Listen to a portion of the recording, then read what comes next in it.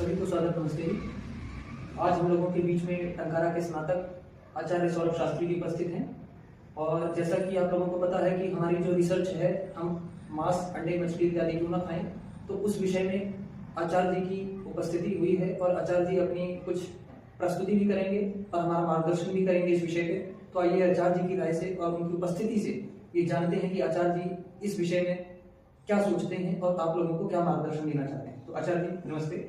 जी नमस्ते। तो आप हमारे रिसर्च को जैसा आपने देखा, तो आप इसके विषय में हमारे दर्शकों को क्या बताना चाहते हैं कि ये कहाँ तक ये चीजें ठीक है और एक पढ़ा लिखा जो बच्चा है आज वो अपने आप को इन घृणित चीजों को खाने में फैशन समझता है, तो आपका क्या मार्गदर्शन है इन बच्चों को? सभी को सादर नमस्ते। यह जो विषय है आपने अध्ययन किया है, शोध किया है, ये बहुत ही आवश्यक विषय है और भारतवर्ष में देखा जाए तो सभी जगह इस चीज के भी आंदोलन है और सबके साधु संतों में और सभी के हृदय में यह चीज है कि हमारे भारत देश में सिर्फ बूचड़ खाने बंद होने चाहिए। चाहे गाय हो, चाहे कोई अन्य प्राणी हो, किसी का मांस काट करके उसको खाना अच्छा नहीं है। हमारा जो देश है वह इतिहास से चलता है और हमारा इतिहास जो है वह बड़ा गौरवान्वित इतिहास है और यद्यपि हमारा भारतवर्ष का इतिहास देखा जाए तो शुरुआत करते चाहे पितृभक्त मर्यादा पुरुषोत्तम राम, पतिव्रता सीता नारी और प्रजापालक योगेश्वर कृष्ण, संयम के सूर्य अर्जुन और प्राणी मात्र को सुख देने के लिए 16 बार जिन्होंने हलाहल विष पिया पितामह ऋषि दयानंद योगी के देश में आज अगर देखा जाए तो हर नगर की डगर पर अंडे, मांस, मछली, उल्टे लटके हुए मुर्गे, बकरे मानव को दानव सिद्ध करते हुए और ऐसे दुर्गंध मारते हुए दृष्टिगोचर होते हैं। यद्यपि आप उन मार्गों पर निकलने की कहीं सोचते हैं, अगर कहीं जाना चाहते हैं तो आप बड़ा दुर्गंध और उस मार्ग से निकलना बड़ा दुभर हो जाता है। तो यह आज के समय में तो बहुत ही कार्य भी घृणित है और लोग यह समझते हैं कि यह जो कार्य हम कर रहे हैं यह बहुत ही अच्छा है और वेद हमें यही आदेश देता है, यही आदेश करता है कि हमको कैसे हमारा जीवन यापन करना चाहिए, क्या खाना चाहिए, क्या नहीं खाना चाहिए। आपने बहुत अच्छे से शोध कर रहे हैं इस विषय पर और इस शोध को आप मैं चाहता हूं कि ये सभी लोगों तक पहुंचे और जितना हम ये देख रहे हैं कि इस समाज में अगर हम ये कहें कि पढ़ाई, सबसे अहम बात ये भी है कि आपने कहा कि पढ़ा लिखा युवा, सच बात है, पढ़ा लिखा युवा भी आज ये कह सकते हैं कि इसको खाना इतना फैशन समझ रहा है जैसे कि हमारे देश में जो कहते हैं कृषि प्रधान देश था वो तो खत्म ही होता जा रहा है, वो लुप्त होता जा रहा है। तो ऐसा आज के समय में हर घर में अगर ये देखें कि बहुत कहीं पर भी चले जाए, चाहे शहरों में चले जाए, चाहे गाँव में चले जाए, किसी भी नगर में चले जाए, हर जगह ये मांस पशु पक्षियों का देखा जाता है खाते हुए, प्राणियों को, अन्य प्राणियों को खाते हुए देखते हैं। तो ये कृषि प्रधान देश छोड़ करके ये मांस प्रधान देश की तरफ बढ़ रहा है। ये बहुत हमारे देश के लिए गलत कार्य है जो कि नहीं होना चाहिए और वेद और ईश्वर इसकी बिल्कुल भी आज्ञा नहीं देते हैं, तो इसको छोड़ना चाहिए, अच्छी चीज नहीं। अच्छा जी, कहीं ना कहीं आप ये समझते हैं कि जो लोग मांसाहार का सेवन कर रहे हैं वो व्यक्ति आज अस्पतालों में मरीजों की संख्या दिन प्रतिदिन बढ़ती ही जा रही है, अग्रिम संख्या में हमारी जो व्यवस्था है अस्पताल की वो उतनी सुविधा देने में भी उपलब्ध नहीं हो पा रही है और जो मरीज हैं वो प्रतिदिन बढ़ते जा रहे हैं। तो आप क्या ऐसा समझते हैं इस विषय से कि कहीं ना कहीं जो ये इफेक्ट है ये मांसाहार का तो नहीं है, क्योंकि जनसंख्या में लोग बहुत आज मांसाहार का सेवन करते हैं और जहां तक मुझे पता है आचार्य जी की मांसाहार तो परमेश्वर ने हमारे लिए बनाया नहीं है, तो ये हमारे पेट में जाके सकता है क्योंकि मांस को नहीं पचा सकता। तो कहीं ना कहीं आप इसको कितना कारण मानते हैं और ये भी क्या इसके विषय में आप समझते हैं आचार्य जी कि आज मनुष्य का ही दुश्मन बन चुका है और मनुष्य को ही मार के खाने पे उतर गया है, तो आप इसके बारे में हमारा मार्गदर्शन करिए। ये तो सत्य है कि हम मांस खा करके अपने आप को यह सोचे कि मांस खा करके हम अपने आप को स्वस्थ रख सकते हैं, तो यह गलत अवधारणा बनी हुई है, क्योंकि परमात्मा ने उसके अंदर की जो पाचन शक्ति बनाई है वो उसको पचाने के लिए नहीं बनाई हुई है।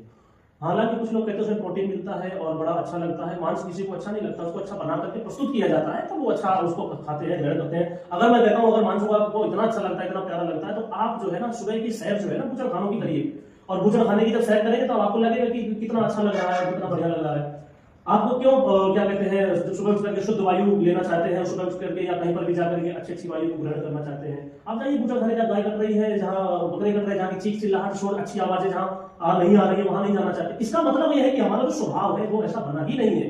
हम उसको अच्छा बना करके, उस खराब चीज को अच्छा बना करके हम उसको ग्रहण करना चाहते हैं और आगे बढ़ना चाहते हैं। और शास्त्रों में भी कहा है कि जैसा खाएंगे अन्न वैसा बनेगा हमारा मन। तो जैसा अन्न खाएंगे वैसा मन बनेगा। तो अब एक बात बताइए, मांस खाने, कौन सा मांस खाना सात्विकता तो है नहीं कि हमारा मन जो है सात्विक बनेगा, वह है तो एक तामसिक के कारण बनता है, उसमें जाने क्या क्या और कैसा वो क्या खा करके जीव जंतु क्या खाते हैं वो खा करके बना है। चूंकि परमात्मा ने सबके खाने की व्यवस्था की है, अलग अलग जो भी भोजन है उसको प्रकृति में दिया है। अगर हम किसी का भोजन भी छीन रहे हैं और किसी जीव को छीन करके काट करके खा रहे हैं, अगर हम किसी प्राणी को मार करके खा रहे हैं, और परम पिता परमात्मा ने सृष्टि में जिस भी प्राणी को बनाया गया है, जिस भी प्राणी को बनाया है, उन सभी को जीने का अधिकार है जी।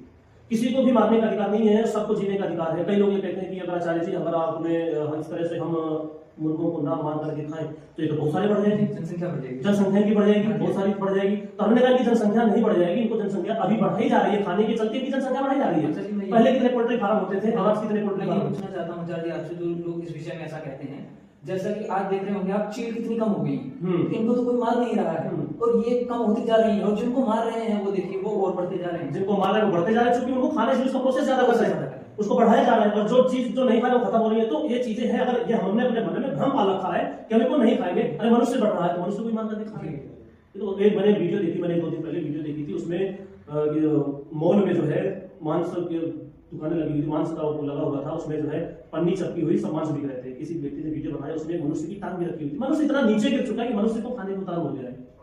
ये मनुष्य की मानसिकता देखिए, वो मानसिकता अगर हमारे मन को खराब कर रही है तो अच्छे कर्म कर ही नहीं सकता है। भारत में जितने भी दुराचार, व्यभिचार और गलत कार्य, घृणित कार्य हो रहे हैं, वो कभी सात्विक व्यक्ति नहीं करता, तामसिक व्यक्ति करता, और तामसिकता मुख्य रूप से ये तामसिक भोजन और अन्न को खाने से ही हमारे। आपने एक न्यूज और 2010 की सुनी होगी, जो दिल्ली की महावीर नगर में हुई थी। वहां पे अफ्रीकन एक रिक्शा चालक को 2 अफ्रीकन लेके जाते हैं और ऊपर उसके बाद उसको मार देते हैं और अपनी जीव का शिकार बना के उसे, ताकि कहीं और फेंकेंगे तो वो प्रस्तुत हो जाएगा, पकड़े जाएंगे, तो इसलिए वो क्या करते हैं, उसे खुद ही पका के खा लेते हैं।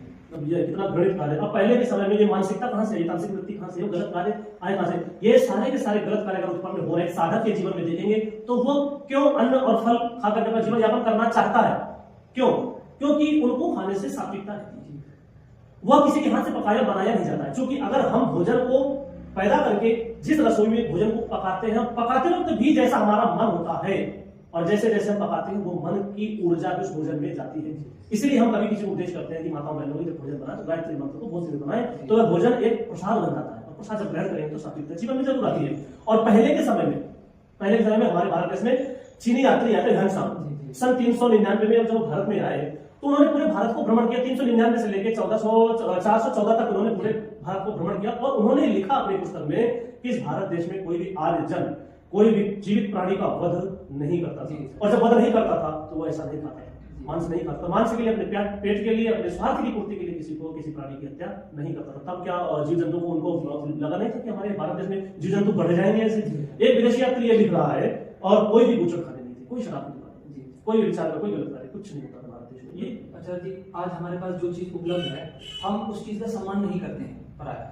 तो ऐसा होता है अच्छा जी, जैसे हम लोग देखें कि महाराणा प्रताप रहे, शिवाजी रहे और गुरु गोविंद सिंह जी रहे, ये सब जो विशेष व्यक्ति रहे आचार्य, इन्होंने अपने जीवन में कभी मांस मदिरा का सेवन नहीं किया, और इनके जैसा शौर्य और पराक्रम कभी हुआ भी नहीं। तो यहाँ से आचार्य जी लोग जानते तो है, परंतु उनके जीवन में ये चीज नहीं कर रही, क्योंकि उन्होंने इन चीजों को अपनी हैबिट बना ली है, और कहीं ना कहीं उनके माता पिता भी सपोर्ट करते हैं आचार्य जी।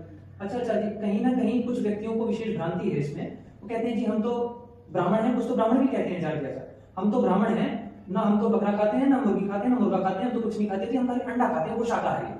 अब आचार्य जी बताइए ऐसे व्यक्तियों को क्या कहें? तो वह इसी भ्रम में है। देखो जी, ऐसा है, जिसको शराब पीना है या जिसको गांजा पीना है, जिसको गांजा पीना है तो वो यह कहता है कि मैं गांजा पी रहा हूं, मैं तो पवित्र हूं, ये तो शुद्ध चीज है, क्योंकि भगवान शिव पीते थे, तो वो उसको अच्छा साबित करना चाहता है, जो कि अच्छा है नहीं, वो अच्छा साबित इसलिए करना चाहता है, भगवान के नाम पे इसलिए देना चाहता है कि भगवान जी का नाम ले लेंगे तो मेरे को पीने की आजादी मिलेगी।